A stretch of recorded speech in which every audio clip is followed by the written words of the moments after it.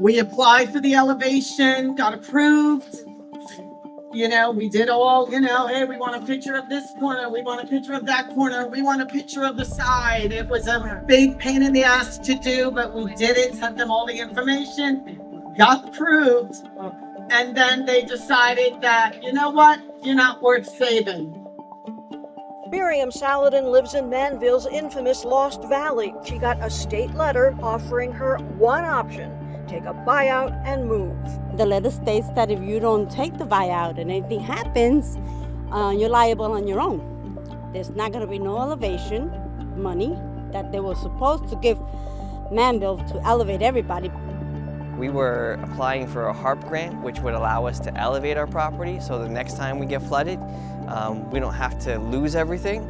Unfortunately, a week prior to getting the approval for that grant email, I got a second email stating that because of our location, we're not eligible for that grant. And that started with the whole block. Everybody here and all the way to First, we're not eligible for that grant. It's a little bit naive to assume we can just evacuate people quickly, get them out of harm's way, and then bring them back a couple days later. It really doesn't work that way. Governor Murphy's executive director in charge of disaster recovery says that in areas like Manville's Lost Valley, first responders will be in jeopardy and can't rescue residents quickly enough during the next major flood. When you're stuck in a home above 6 feet or more of fast-moving floodwater that's filled with dangerous objects, you're really incentivizing people to continue to live in a dangerous area. This is my neighbor's house, and she was approved for elevation, while everybody on that side of the street is not approved for elevation. And literally, she's 100 yards from my house, literally right across the street. If you could see, her house is here, and my house is right there, right? So you have to explain to me why and what the rationale is for them being able to get the grant to elevate and me not. For decades, Congress has used CDBG-DR to provide long-term disaster recovery funding to communities and families who would be unable to recover otherwise. The CDBG-DR grants are focused on the unmet recovery needs of the most impacted and distressed communities, and they are required by law to primarily benefit families who are low and moderate income, who make less than 80% of area median income. I had a boat rescue out of my home to the corner of my street.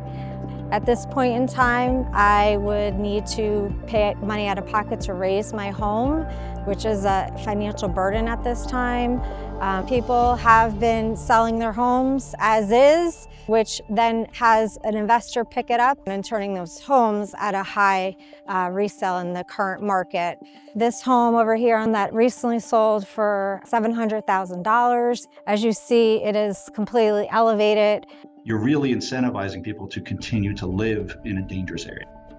So when you have a program that is only buying out low and moderate income families, but if their next door neighbor can afford to spend hundreds of thousands of dollars to elevate their home, their next door neighbor can stay. What you have is a program that is essentially buying out low and moderate income families to provide flood protection to families with more money.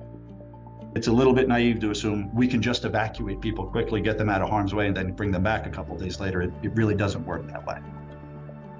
So if I do end up selling this home, I will end up most likely need to downsize, because in the current housing market, not only are interest rates are high, the inventory of being sold houses is low, and there's a lot of competition for purchasing homes, which is driving up the price of some of these home purchases.